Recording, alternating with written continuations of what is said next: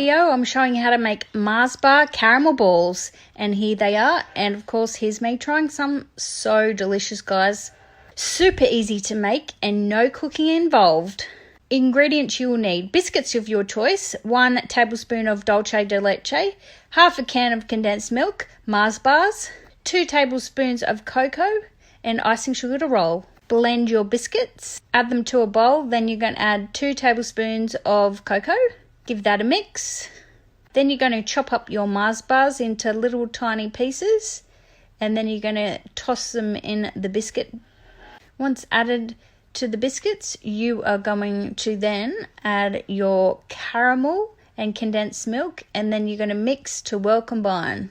Mix, mix, mix. There you go, that's what it looks like. Flatten your dough into a pancake, add the caramel in the middle, and roll into balls, like I'm doing here. Then I'm going to roll in either coconut, cocoa powder, or icing sugar. There's all the balls done.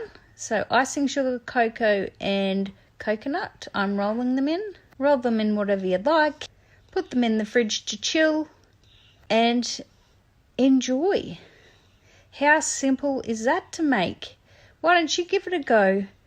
Cheers, guys. Thanks for watching.